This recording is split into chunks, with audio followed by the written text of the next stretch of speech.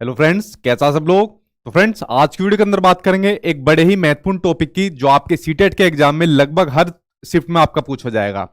जिस टॉपिक की मैं आज बात कर रहा हूं, उस टॉपिक का नाम है आपका लॉरेंस कोलबर्ग का नैतिक विकास सिद्धांत, मोरल डेवलपमेंट थ्योरी, जो आपके लॉरेंस कोलबर्ग ने दी थी। इस टॉपिक के ऊपर आज मैं बात करूंगा। आज आपका टॉपिक नंबर 6 है। देखिए, जितने भी वो टॉपिक जो आपके एग्जाम में आने ही आने होते हैं, कंफर्म संभावना रहती है, उन सभी को मैं अपने यूट्यूब चैनल पर करा भी रहा हूं। क्वेश्चन आंसर की भी क्लास साथ के साथ चल रही है, ठीक है। तो आज उसी का लॉरेंस कोलबर्ग का टॉपिक है। इससे पहले के जो बाकी टॉपिक है प्ले लिस्ट में मैंने डाले हुए, आप लोग जाके देख सकते हो, और क्लासेस अलग डाली हुई है, वो जाकर आप लोग देख सकते हो। तो लॉरेंस कोलबर्ग के टॉपिक के बारे में हम बात करेंगे डिटेल में, कि जो आपका नैतिक विकास सिद्धांत है होता क्या है।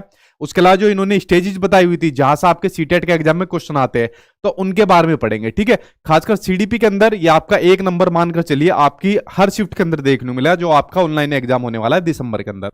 उसके अलावा जो लोग नए आए हैं वो चैनल को सब्सक्राइब कर लेना, क्योंकि आपके एग्जाम तक क्लासेस चलेगी, तो आप लोग चैनल को सब्सक्राइब कर लेना, तब तक आपकी प्रिपरेशन रहेगी, ठीक। वीडियो को लाइक एंड शेयर बिना कहे आप लोग कर दिया करो। तो चलिए अब मैं स्टार्ट कर लेता हूं लॉरेंस कोलबर्ग के नैतिक विकास सिद्धांत की।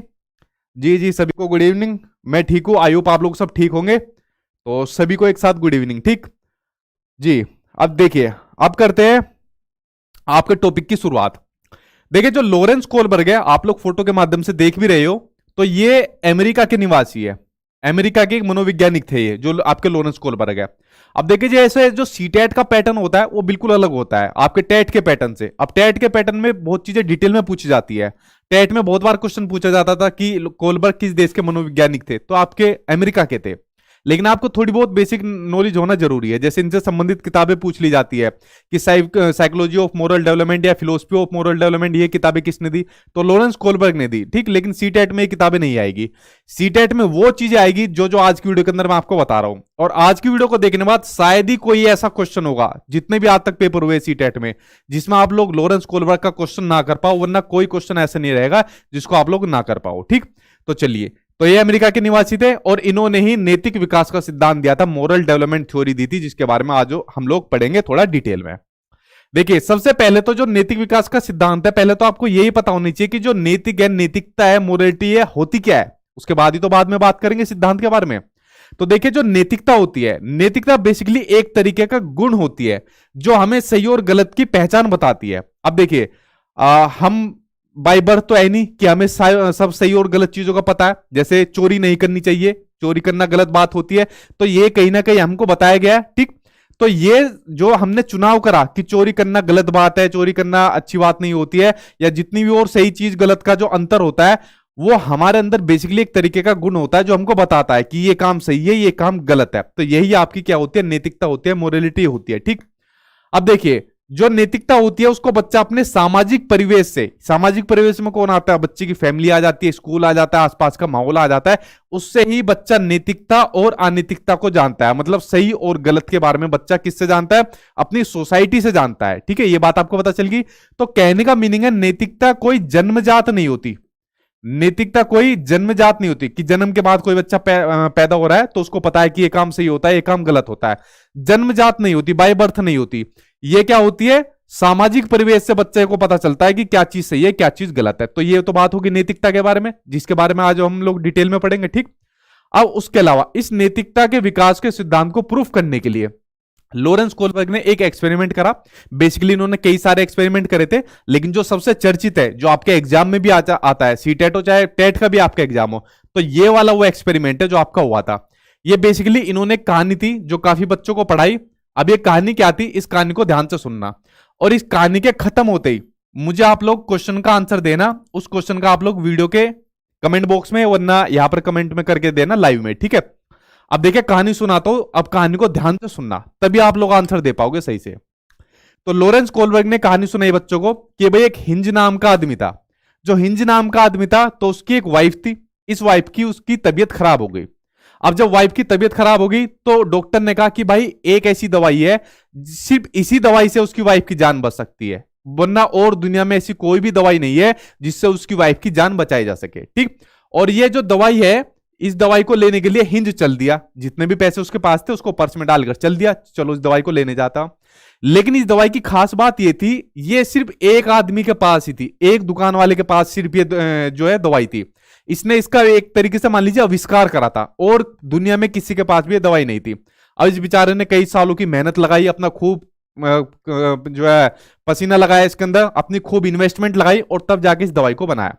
अब हिंज इसके पास पहुंचे कि भाई साहब मुझे वाली दवाई दे दो। इसने कहा भाई साहब मैं तो ऐसे आपको नहीं दे सकता इतने कम रूपों में, इसमें मेरी कई साल की मेहनत है, मेरी खूब सारी पूंजी इसके अंदर लगी हुई है, और इतने कम रेट में आपको दे दूंगा तो ये क्या होगी, ये मार्केट के अंदर फैल जाएगी, तो मेरी तो वैल्यू खराब हो जाएगी। तो अब क्या हो गया, इस कहानी को सुनने के बाद अब हिंज जो है सुनते जाना, तो हिंज जो है कंफ्यूज हो गया, यार क्या काम करूं, इस दवाई को कैसे लूं मैं। तो हिंज के माइंड में एकदम एक चीज आई कि यार एक काम करता हूं, दवाई को जाके चोरी कर लेता हूं, अगर भाई चोरी नहीं करूंगा तो मेरी वाइफ मर जाएगी।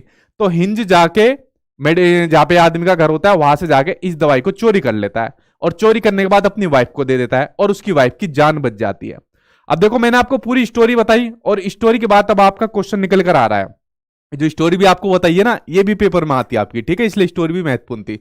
अब मेरा क्वेश्चन आप लोगों से है, चाहे आप लोग मेल हो फीमेल हो, दोनों आप लोगों से क्वेश्चन है, क्या हिंज ने चोरी करके सही काम करा? अब यहां से आपके दो आंसर निकलेंगे। आप में से कुछ बच्चे कहेंगे सर सही काम करा, अगर वो चोरी नहीं करता तो बेचारे की उसकी वाइफ मर जाती। आप में से फिर कुछ लोग ये भी कहेंगे नहीं गलत करा। अगर इसी तरीके से दूसरों की मेहनत को, इतनी सालों की मेहनत को लगाने के बावजूद, खून पसीने की कमाई लगाने के बावजूद कोई इस तरीके से चोरी करके ले जाएगा, तो ऐसे तो कोई भी आविष्कार नहीं कर पाएगा किस चीज का, तो उसने गलत करा। ये दो ही तो आंसर आप लोग दोगे।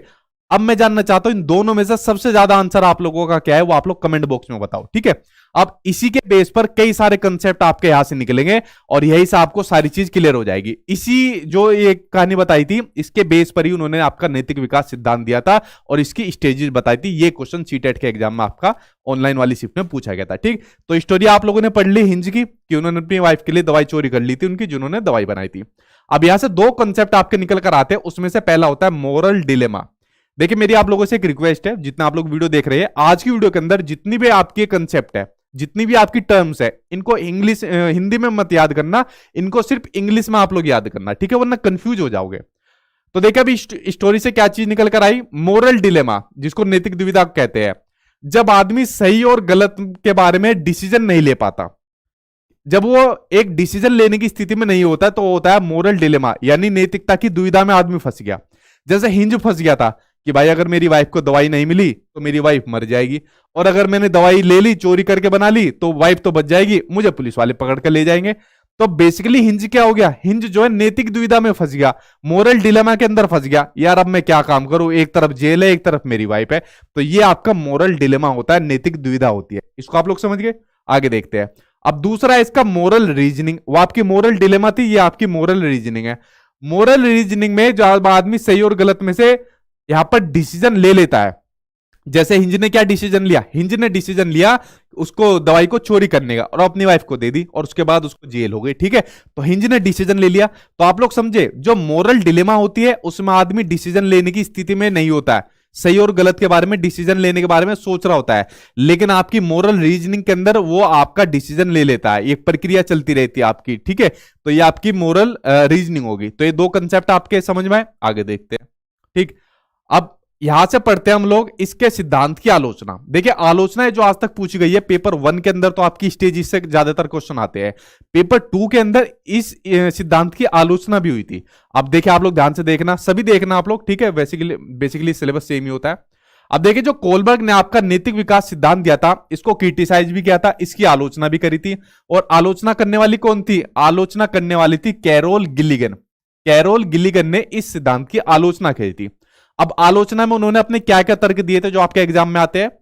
तो इन्होंने तर्क दिया था कि जो आपने एक्सपेरिमेंट करे हैं कोलबर्ग साहब, उसमें आपने महिलाओं को कम प्राथमिकता दी है।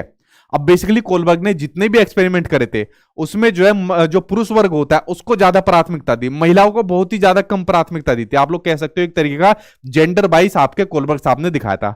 तो कैरोल गिलिगन ने कहा कि आपने अपने एक्सपेरिमेंट में जेंडर बाइस दिखाया, यानी महिलाओं को बहुत कम प्राथमिकता दी है। पहला ये आपका हो गया।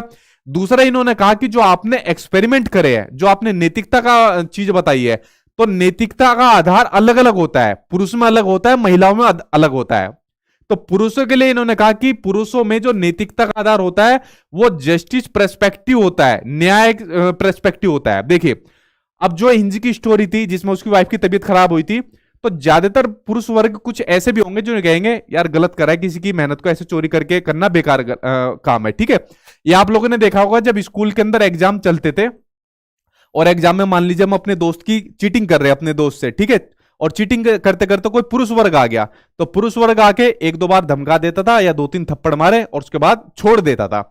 लेकिन जो महिला वर्ग आती थी, महिला मैडम होती थी, वो भाई सीधा कॉपी लेकर या तो काटा मारेगी या प्रिंसिपल के पास ले जाती थी। तो ये वाला काम महिलाएं जरूर करती थी, ठीक है।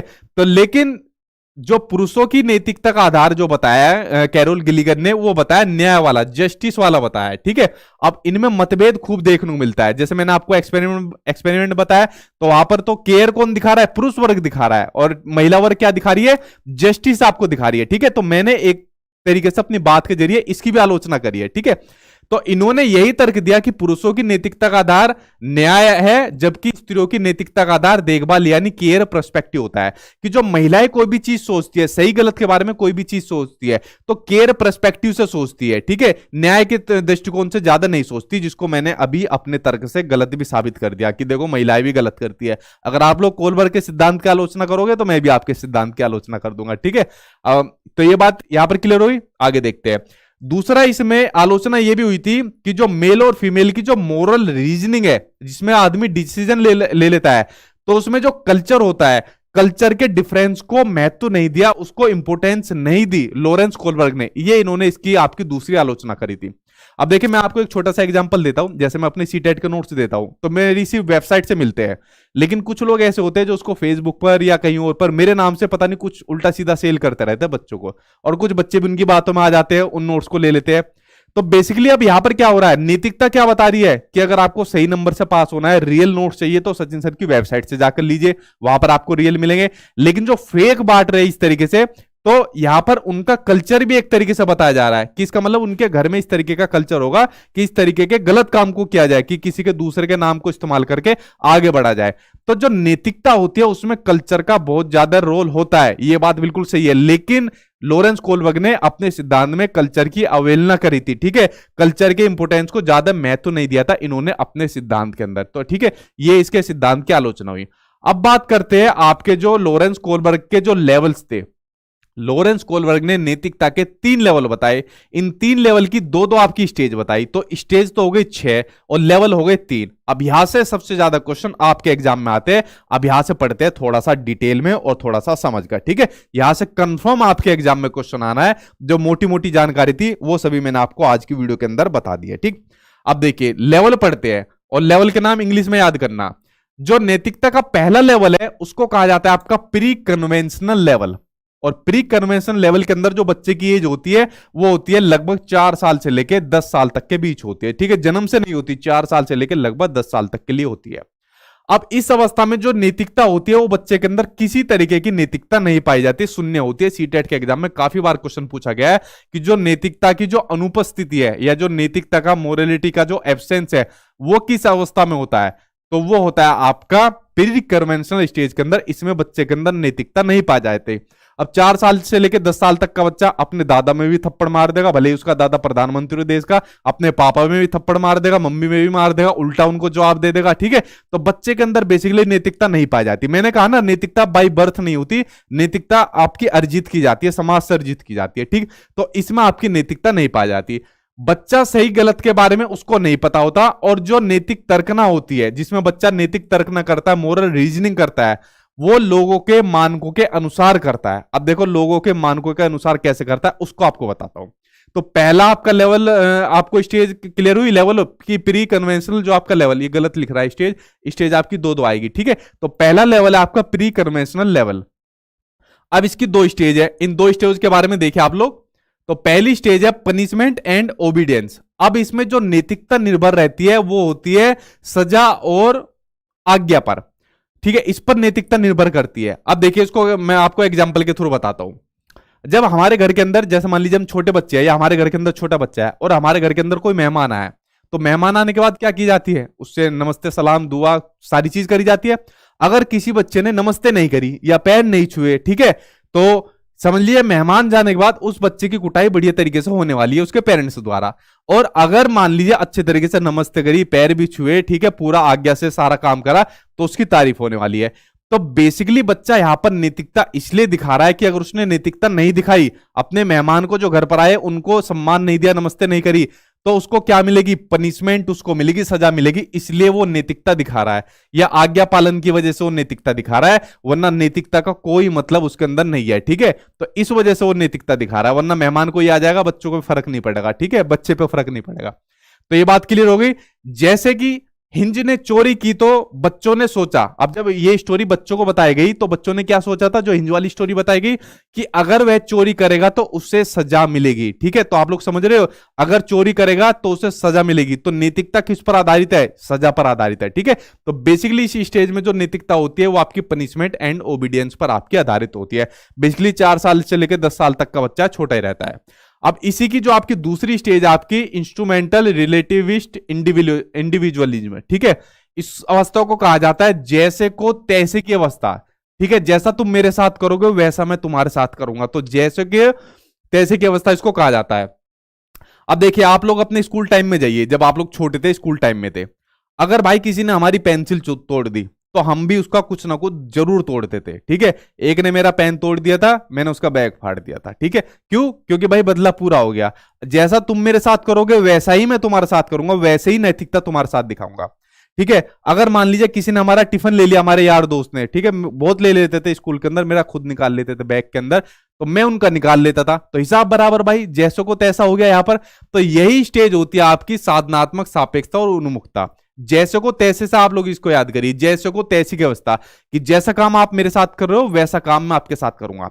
अब आपके सीटेट के एग्जाम में एक क्वेश्चन आया था, नाम तो मैं उन बच्चों के भूल रहा हूं, कि एक बच्चे ने उसका जो है पेंसिल को तोड़ दिया था और दूसरे बच्चे ने उसके खाने को चुरा लिया था, और उसके अलावा जो तीसरा बच्चा था ये पूरे प्रकरण को देख रहा था, लेकिन उसने प्रिंसिपल से जाके शिकायत नहीं करी। उसने कहा हिसाब तो बराबर हो गया, जैसा उसने कहा करा वैसा उसने कर दिया, तो यहां पर हिसाब बराबर हो गया।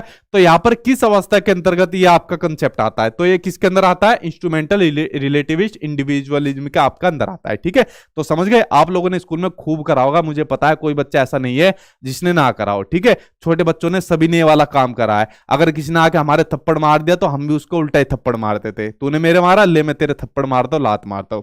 ये काम आप लोगों ने सभी ने करा हुआ है। ठीक है, तो आप लोग समझ गए, इस स्टेज के अंदर ये वाला काम होता है जब बच्चे की लगभग उम्र 4 साल से लेकर 10 साल तक होती है, और आपका प्री कन्वेंशनल स्टेज के अंदर होता है। ठीक, तो पहला लेवल आपका क्लियर हुआ।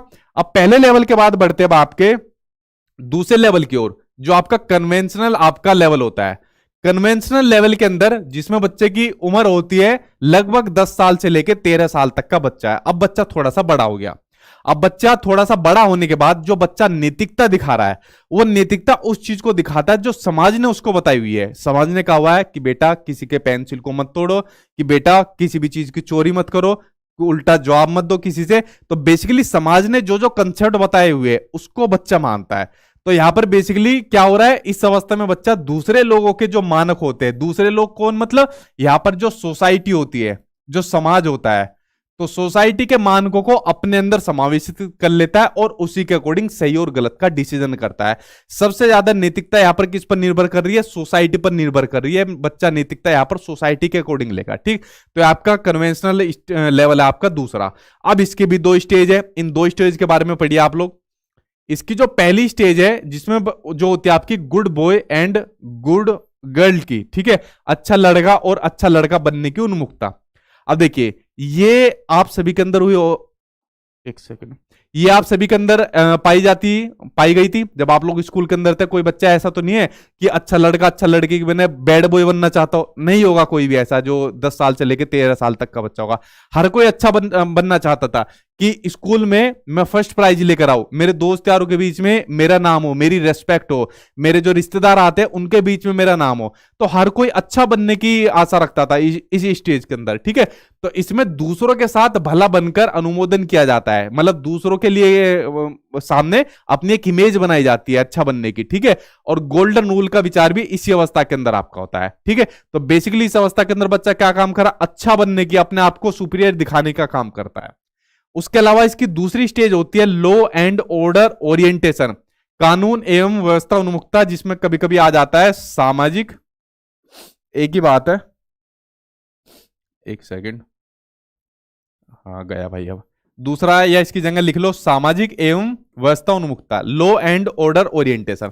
अब देखिए इसमें इस लेवल में बच्चा क्या काम करता है, सारे काम जो जो सोसाइटी ने उसको बताए हुए है उसी को आधार पर नैतिकता करता है। अब सोसाइटी के अंदर क्या बताया हुआ है, जैसे हमारे परिवार वालों ने या फिर और किसी ने भी स्कूल के अंदर, कि रेड लाइट होने पर रुक जाना चाहिए, ठीक है, वरना कानून का उल्लंघन होता है। तो सोसाइटी ने ये चीज बता दिया और बच्चा डिसीजन भी किसके अकॉर्डिंग ले रहा है, सोसाइटी के अकॉर्डिंग डिसीजन लेता है आपने।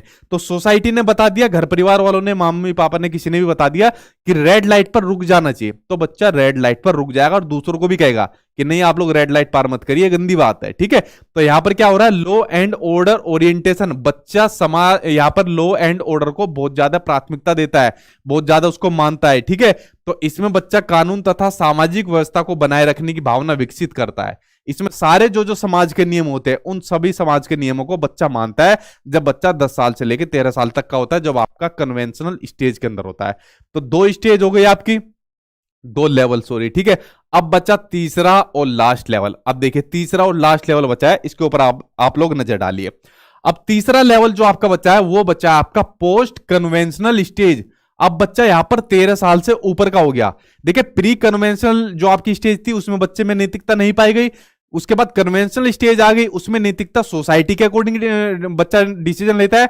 लेकिन प्री पोस्ट कन्वेंशनल स्टेज के अंदर बच्चा खुद के, अगर उसको लगता है ये काम सही है तो सही है, अगर लगता है गलत है तो गलत है, तो खुद के अकॉर्डिंग डिसीजन लेता है। इसमें बच्चा समाज की नहीं मानता। इससे पहले वाली स्टेज के अंदर बच्चा क्या काम करता है कि रेड लाइट होने पर रुक जाना चाहिए, इसको पार नहीं करना चाहिए, ठीक है, लॉ एंड ऑर्डर को मानता है बस। बट इस स्टेज के अंदर वो बच्चा रेड लाइट को भी तोड़ देगा। क्यों? अगर मान लीजिए रेड लाइट पर कोई एक्सीडेंट हो गया किसी का, तो वहां जाकर उसको हेल्प नहीं करेगा या रेड लाइट का ग्रीन होने का वेट करेगा, नहीं करेगा वो, ठीक है। वो रेड लाइट को तोड़ देगा, वो छूटते ही कहेगा कि नियम हमारे लिए बने हैं, हम नियमों के लिए नहीं बने। तो यहां पर बच्चा जो नैतिकता दिखा रहा है वो सोसाइटी के अकॉर्डिंग नहीं दिखा रहा है, वो खुद के अकॉर्डिंग यहां पर नैतिकता यहां पर दिखा रहा है, ठीक है। तो इसमें डिसीजन खुद से लिए जाते हैं, ना कि सोसाइटी के जरिए लिए जाते हैं कि क्या सही है क्या गलत है। जैसे एक आपको एक छोटा सा एग्जाम्पल देता हूं, आप लोगों से जुड़ा हुआ है। अब देखिए जैसे मान लीजिए घर पर जैसे रिश्ते आते हैं, शादी के लिए रिश्ते आते हैं। अब यहां पर शादी के लिए किसी की गवर्नमेंट जॉब लग गई, गवर्नमेंट जॉब लगने के बाद लड़की वालों से कहेंगे कि भाई इसके तो सरकारी नौकर है, तो 50 लाख की शादी तो करनी चाहिए, या 20 लाख की शादी करनी चाहिए, 50 लाख की करनी चाहिए। क्यों? क्योंकि समाज में ये प्रथा चल रही है, सबको पता है गलत प्रथा है, लेकिन सोसाइटी ने इसको सही माना हुआ है। अगर बच्चा इससे पहले वाली स्टेज के अंदर होता, उसको इतनी नॉलेज नहीं रहती, वो कहता हाँ सब लोग तो मान रहे हैं सोसाइटी में तो सही होगा फिर तो, ठीक है। लेकिन जब बच्चा पोस्ट कन्वेंशनल स्टेज के अंदर जाता है, वो कहता है ये बात गलत है, ठीक है, ये दहेज प्रथा गलत है, मैं इस दहेज को बिल्कुल भी नहीं लूंगा। या कुछ कहेंगे कि नहीं हम तो अपनी लड़की को दे रहे, क्यों दे रहे हो भाई, मैं नहीं लूंगा किसी भी चीज को। अब बच्चा सोसाइटी के अकॉर्डिंग नहीं चल रहा है, अब बच्चा सोसाइटी के हाथ से गया बाहर, ठीक है। तो इसमें जो नैतिकता होगी, अब बच्चा खुद के अकॉर्डिंग डिसीजन लेगा, ना कि सोसाइटी के अकॉर्डिंग लेगा। तो आप लोग समझे तीसरे लेवल को। अब इस तीसरे लेवल की आपकी 2 स्टेज होती है, इनके बारे में पढ़िए। इन्हीं स्टेज में से बेसिकली आपका क्वेश्चन आता है लेवल और लेवल में से, ठीक है। जो इसकी स्टेज आपकी पहली सोशल कॉन्ट्रैक्ट ओरिएंटेशन, कि इसमें किशोर ये मानते हैं कि नियम लोगों के लिए भले ही है, अगर किसी नियम से किसी का नुकसान होता है तो ऐसे नियमों को तोड़ देना चाहिए। जैसे मैंने कहा अगर रेड लाइट पर किसी का एक्सीडेंट हो रहा है तो कोई भी आदमी होगा, बच्चा होगा, तोड़ देगा कि सबसे पहले जाके उसकी जान बचाओ, बाद में नियम है। यही तो आप लोग भी करोगे आज की डेट के अंदर। लेकिन जब आप लोग छोटे बच्चे थे, 10 साल से लेकर 13 साल तक की उम्र तक के थे, तो क्या आपके मन में ऐसा विचार आता था? शायद ही बहुत कम लोगों के अंदर आता हो, ठीक है, क्योंकि वहां पर सोसाइटी के अकॉर्डिंग बच्चा डिसीजन ले रहा है, ठीक। तो आप लोग ये पहला समझ गए। अब इसकी जो लास्ट आपकी जो स्टेज है, वो लास्ट स्टेज आपकी यूनिवर्सल एथिकल आपका प्रिंसिपल ओरिएंटेशन, सार्वभौमिक नैतिक सिद्धांत उन्मुखता। इसमें मैंने आपको बता दिया कि इस लेवल के अंदर बच्चा क्या काम कर रहा है, खुद के अकॉर्डिंग डिसीजन ले रहा है। तो इसमें किशोर दूसरे के विचारों से नहीं, किसके विचारों से? अपने खुद के मानों के अकॉर्डिंग व्यवहार करता है, ठीक है। इसमें किशोर दूसरे के फायदों के लिए अपनी जान पर भी खेल जाता है। जैसे एग्जाम्पल के लिए मेरे फेवरेट भगत सिंह जी, तो अब इनकी फैमिली ने इन्हें खूब बताया होगा कि अभी तो भाई आपकी एज कम है, अभी तो आपके सामने पूरी जिंदगी पड़ी है, अभी आपकी शादी भी होगी, नौकरी भी होगी, सब काम हो गए। तो सोसाइटी ने इन्हें बताया आप लोग जो आंदोलन कर रहे हो, जो इस तरीके से उपद्रव कर रहे हो, दुनिया भर की चीज कर रहे हो, तो ये इनकी फैमिली ने, इनके दोस्तों ने खूब बताया होगा। तो लेकिन इन्होंने उन चीज को नहीं माना, इन्होंने कहा ये सब चीज बाद में होती रहेगी, पहले सबसे पहले मेरे लिए मेरा देश है, मैं अपने देश को बचाने के लिए, देश को आजाद कराने के लिए अपनी जान पर भी खेल जाऊंगा, ठीक है, मैं मरने को भी लिए तैयार हूं अपने देश के लिए।